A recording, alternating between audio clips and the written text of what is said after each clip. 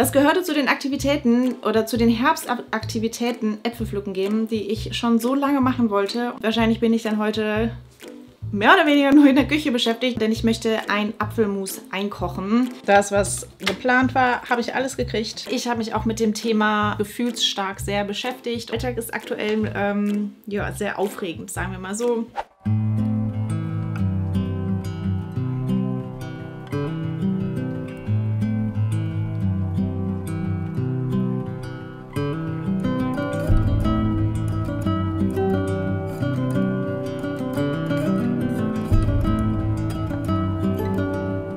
Mein heutiges Projekt, unter anderem.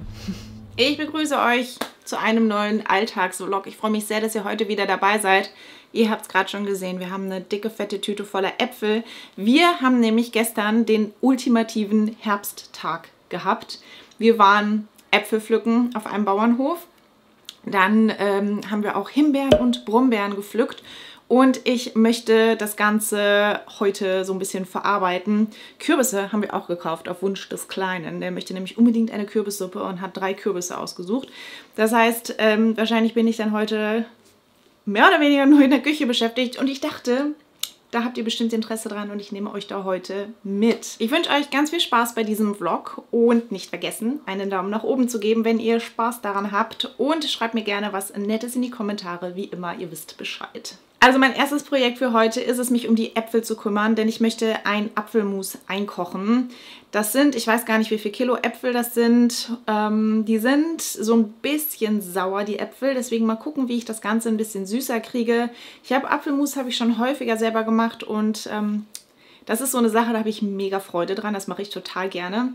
Und ich möchte das Ganze auch einkochen, also in Gläser und das Ganze fest verschlossen haben für den Vorrat. Und es war so schön gestern, diese Äpfel zu pflücken und auch das andere Obst. Es hat so einen Spaß gemacht. Das gehörte zu den Aktivitäten oder zu den Herbstaktivitäten Äpfel pflücken gehen, die ich schon so lange machen wollte. Und gestern haben wir es endlich gemacht und es war richtig, richtig schön. Es hat richtig Spaß gemacht und auch der Kleine hatte richtig Freude dran. Und muss man auch mal ganz ehrlich sagen, Preis ist absolut unschlagbar. Da kriegen wir auf jeden Fall eine Menge Apfelmus raus, glaube ich. Aber erstmal muss ich das Ganze einkochen. Außerdem habe ich schon gesagt, wir haben Brombeeren gepflückt. Ich weiß gar nicht mehr wie viel, aber auch schon so einiges. Ich wollte es mal probieren. Habe ich aber noch nie gemacht, aber ich wollte mal probieren, selber eine Brombeermarmelade zu kochen. Von den Himbeeren wollte ich ein paar ganz normal so zum Snacken da lassen, weil mein Sohn die auch super gerne isst.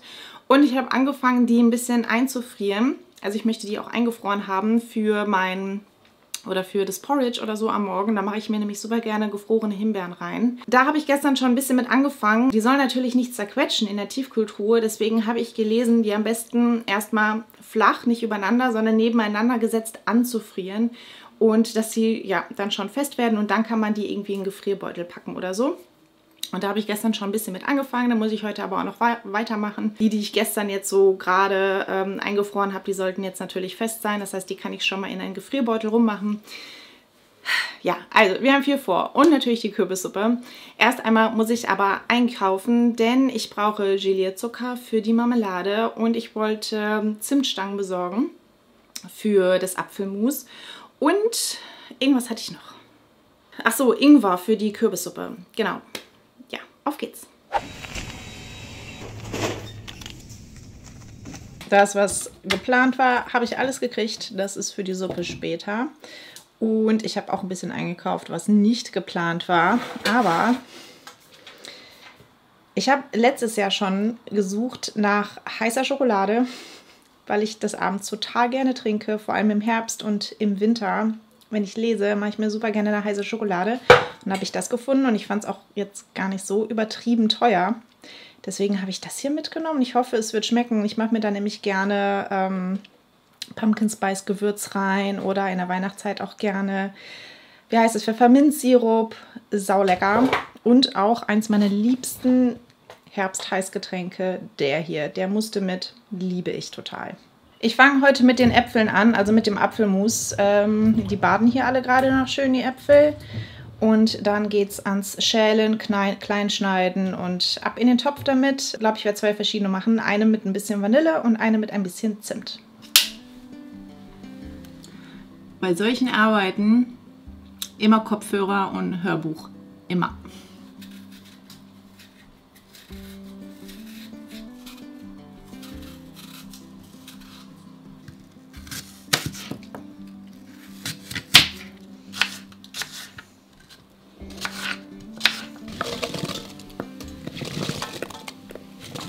Die erste Fuhre ist geschält und geschnitten. Das ist ziemlich genau 1 Kilo Apfel. Und da mache ich jetzt 200 Milliliter Wasser dran, den Saft einer halben Zitrone und ja, 1 bis 2 Zimtstangen. Ich gucke gleich mal, wie groß die sind. Und dann lasse ich das erstmal einfach eine Weile köcheln. Und dann wird das hinterher püriert. Und dann fülle ich das in Gläser, die ich vorher auch noch auskoche. Und dann mache ich das Ganze ein. Zeige ich euch dann aber auch alles noch, wie ich das mache. Die Äpfel haben 15 Minuten geköchelt und ich habe das Ganze jetzt püriert. Jetzt kommt da der Zimt rein, die Zimtstangen und dann Deckel drauf und dann lasse ich das nochmal ganz leicht köcheln für ja, so 15 Minuten ungefähr. Und da oben ist die zweite Ladung und es dauert noch ein bisschen. Während das alles hinter mir köchelt, ich gucke jetzt mal, wie es mit den Himbeeren in der Tiefkühltruhe aussieht.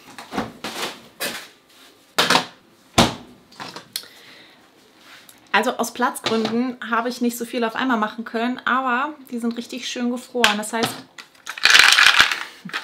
diese hier packe ich jetzt in einen Gefrierbeutel. Wenn ihr das macht, achtet darauf, dass ihr, bevor ihr die einfriert, gut abtrocknen lässt. Also ich habe die richtig lange draußen auf Tüchern liegen lassen nach dem Waschen. Ich habe die mit Wasser und ein bisschen Essig, den ich da reingegeben habe, habe ich die sauber gemacht, damit auch wirklich alle Viecher und so weiter da raus sind. Und jetzt packe ich die in einen Gefrierbeutel und dann kann ich nämlich die nächste Ladung in die Tiefkühltruhe packen. Ich mache das nach und nach aus Platzgründen, weil wir nicht so viel Platz haben, da so viele Kisten nebeneinander zu packen. So.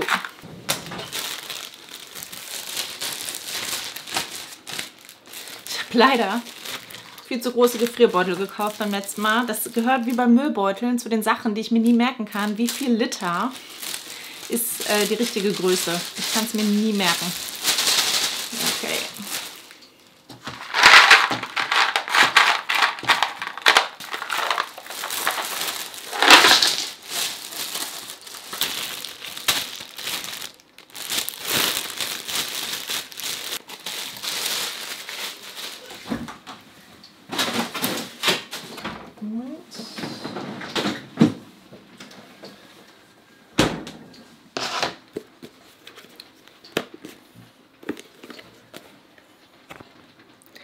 Dann machen wir die nächste Fuhre.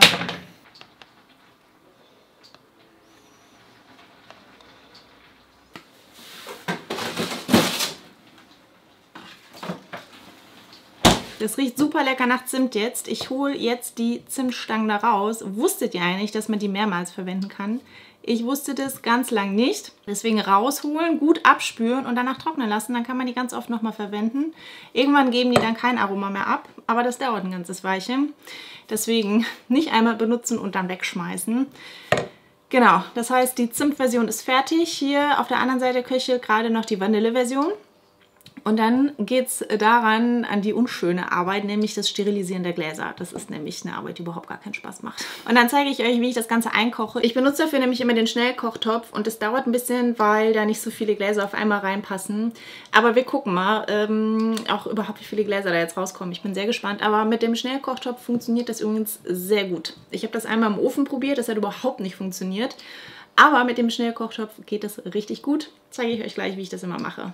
So, zum Auskochen einen großen Topf. Ich glaube, ich werde gleich noch einen zweiten nehmen, weil ich da jetzt nur 3 Gläser plus Deckel plus Trichter und auch immer das hier mache ich mit da rein. Damit hole ich dann alles raus und so, aber damit das auch schön sauber ist und da wirklich keine Keime ins Apfelmus reinkommen hinterher. Ich lasse es aufkochen im Wasser und dann 5 Minuten richtig kochen lassen und dann sollte das eigentlich sterilisiert sein. Dann aufpassen, dass man das Innere nicht mehr mit den Fingern anfasst. Trocknen lassen und dann das Apfelmus einfüllen, Deckel drauf. Und aber ich glaube, damit ich mehr auf einmal machen kann, mache ich noch einen zweiten Topf. Ich habe die ersten 3 Gläser befüllt. Ihr seht hier, ich habe in meinem Schnellkochtopf unten ein Tuch reingelegt und ein bisschen Wasser gefüllt. Und da stelle ich dann die Gläser rein. Wichtig ist, dass die sich nicht gegenseitig berühren und dass sie nicht den Rand berühren vom Topf. Deswegen nehme ich auch das Tuch da unten drin. Es gibt ja auch solche extra Siebe, die man reinmachen kann zum Einkochen. Das habe ich aber nicht. Und deswegen das Tuch da unten drin, damit es nicht den Boden berührt, damit da nichts kaputt geht. Und dann kommt da jetzt der Deckel drauf und dann wird das für 30 Minuten eingekocht. Und dann sollte das eigentlich vakuumiert sein. Die Kürbissuppe köchelt auf dem Herd vor sich hin und das mit dem Einkochen dauert alles viel länger, als ich das eigentlich beabsichtigt hatte. Weil das Video heute so schön herbstlich ist, zeige ich euch auch mein Herbstoutfit. Sowohl mein Pulli als auch meine Jeans sind von Armed Angels. Der Pulli heißt Mia Multicolor, ist in der Farbe Fudge und ich trage Größe S und ich liebe ihn wirklich sehr. Der ist so schön weich und ich liebe einfach diese Farben. Meine Jeans ist das Modell Myra in der Farbe Moonstone Blue. Die sitzt wirklich super, wie ich finde. Ich habe die Größe 28,32 und ich finde es immer so ein bisschen schwierig, Online-Jeans zu bestellen. Aber das war mit dem Größenfinder von Armed Angels überhaupt gar kein Problem. Die sitzt wirklich super. Ich liebe den Schnitt, einfach weil es so schön locker ist. Da schnürt nichts ein am Bauch und ist einfach super für den Mama-Alltag, wie ich finde. Ich habe super lange immer nur Skinny Jeans getragen und muss sagen, ich habe sie so richtig über. Bei der aktuellen Detox-Denim-Kampagne geht es darum, dass bei den konventionellen Jeans sehr häufig bei der Produktion sau viel Wasser verwendet wird und auch ja, giftige Chemikalien ins Grundwasser gespült werden.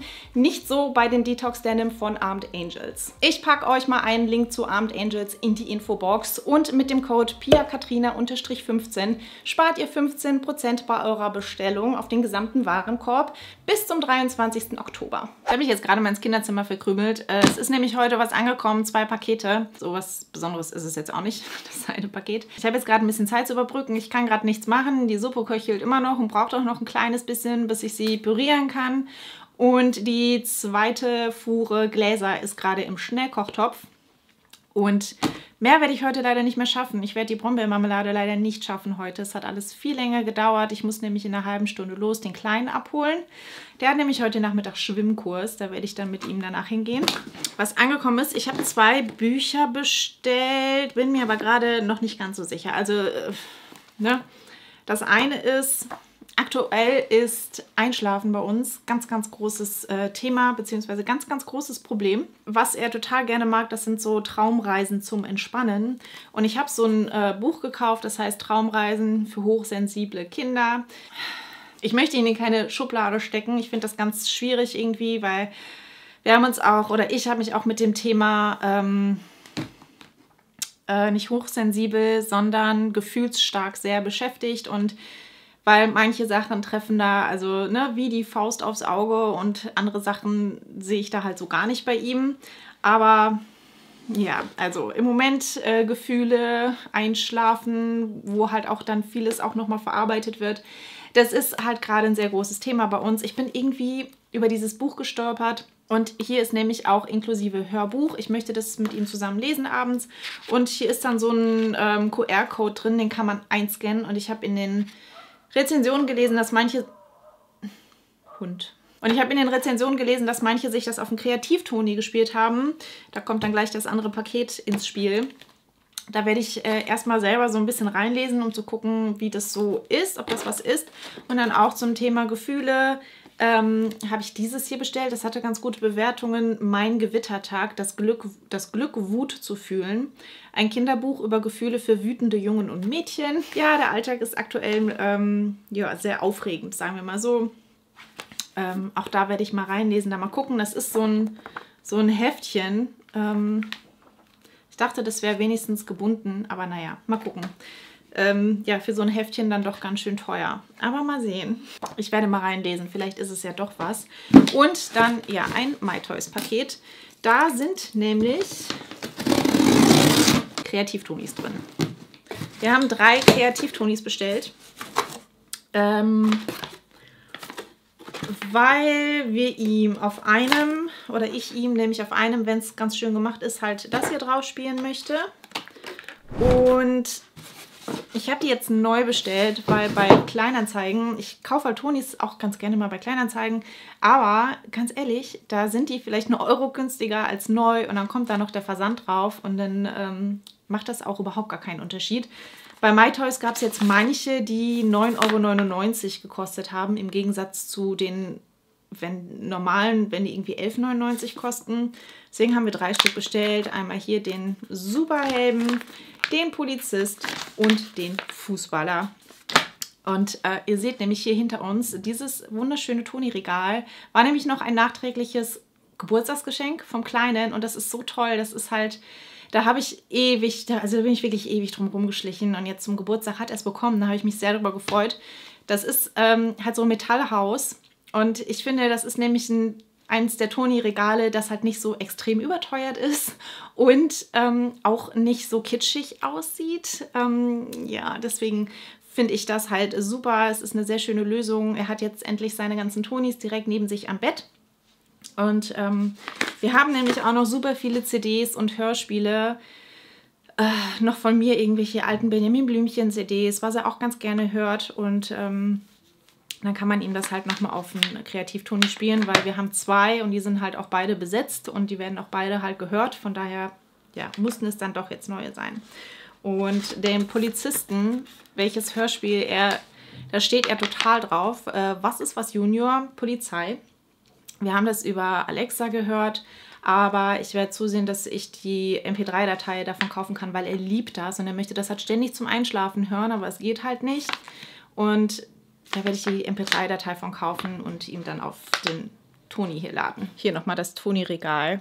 Ja, die Toni-Box hier hatte sich selber schön verziert und ja, da hat es dann halt die Box seinen festen Platz. Da ist extra halt hier diese Aussparung für. Und überall kann man halt die ganzen Tonis dran bappen, weil es halt aus Metall und magnetisch ist dementsprechend. Und ich muss sagen, ich finde, das ist so, also für meinen Geschmack somit das schönste Toni-Regal, was ich bisher gesehen habe. Und kostet um die 40 €. Also wenn man das mit manchen der anderen Toni-Regale vergleicht, ist das, denke ich, fand ich den Preis in Ordnung im Vergleich zu dem, was die anderen aus Holz so kosten.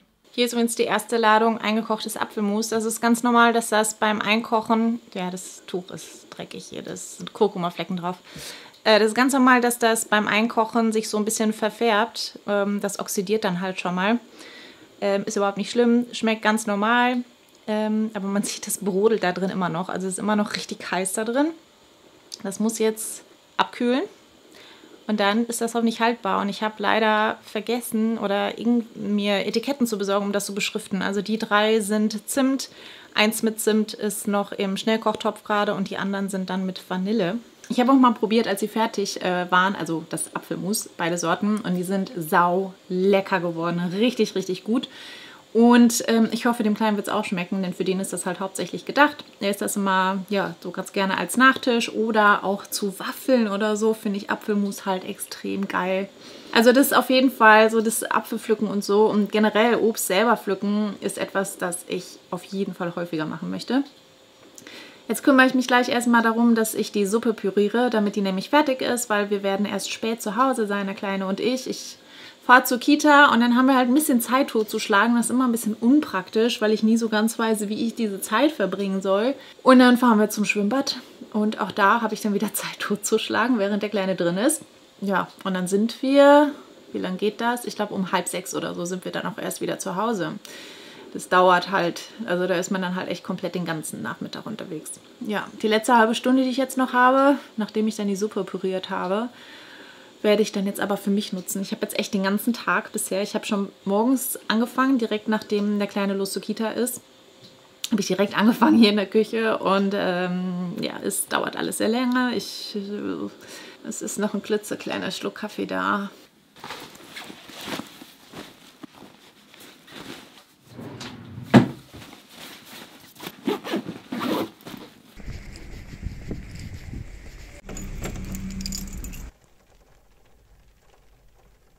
Da ist jemand eingeschlafen. Wir haben noch Zeit zu überbrücken, von daher passt das tatsächlich ganz gut. Ich habe einen Kaffee, wir haben vorher noch Kaffee und Donuts geholt. Deswegen, ja, lasse ich ihn jetzt ein bisschen schlafen, trinke den Kaffee und esse einen Donut. Und dann fahren wir gleich weiter ins Schwimmbad. Ich sehe so fertig aus, wie ich mich fühle. Es ist spät, es ist schon 9:30 oder so. Der Kleine ist heute wieder spät eingeschlafen erst. Und ich bin einfach echt müde. War viel auf den Beinen heute. Wir waren um 5:30 wieder zu Hause, haben dann ein bisschen gespielt, dann haben wir gegessen, dann wieder ein bisschen gespielt. Und dann war es Zeit fürs Bett fertig machen. Ich bin sehr froh, dass wir einen Platz in einem Schwimmkurs für den Kleinen bekommen haben. Wir waren jetzt noch nicht so oft da. Ich glaube, er war jetzt das 3. Mal oder so da. Und heute war es aber so, dass er mir hinterher gesagt hat, dass er fast nicht mitgemacht hat, weil ihm zu kalt war. Und es ist halt schon echt schade, weil ich habe das nämlich auch bemerkt vor ein paar Wochen, als ich mit ihm so zum Spaß im Schwimmbad war, dass das Wasser in dem Nichtschwimmerbecken deutlich kühler ist jetzt, als es noch vor einiger Zeit war. Und es ist halt schon irgendwie ärgerlich. Da war es halt wirklich so, dass er nach kurzer Zeit so krass blaue Lippen hatte. Und auch mir war die ganze Zeit kalt im Wasser. Das heißt, ab nächste Woche dann wahrscheinlich im Neoprenanzug zum Schwimmkurs. Wir haben noch einen aus dem Urlaub im April, da hatten wir extra eingekauft. Aber eigentlich wollte ich auch nur das Video für heute beenden. Ich bin komplett durch. Es sind schon alle schlafen gegangen. Also ich bin die Einzige, die noch wach ist gerade. Ich werde jetzt aber noch ein bisschen lesen. Ich brauche das abends, dass ich noch so ein paar Minuten habe, wo ich einfach auf dem Sofa sitzen kann und so das machen kann, wonach mir ist, worauf ich Lust habe. Also so ein bisschen was für mich machen kann. Das nutze ich meistens zum Lesen. Und genau, das werde ich noch machen. Ich hadere gerade noch mit mir, ob ich mir noch eine heiße Schokolade mache. Aber ich glaube, auch das ist mir jetzt zu viel heute Abend. Ich hoffe, der Vlog hat euch gefallen und wir sehen uns dann hoffentlich nächste Woche zum nächsten Video wieder. Bis dann. Tschüss.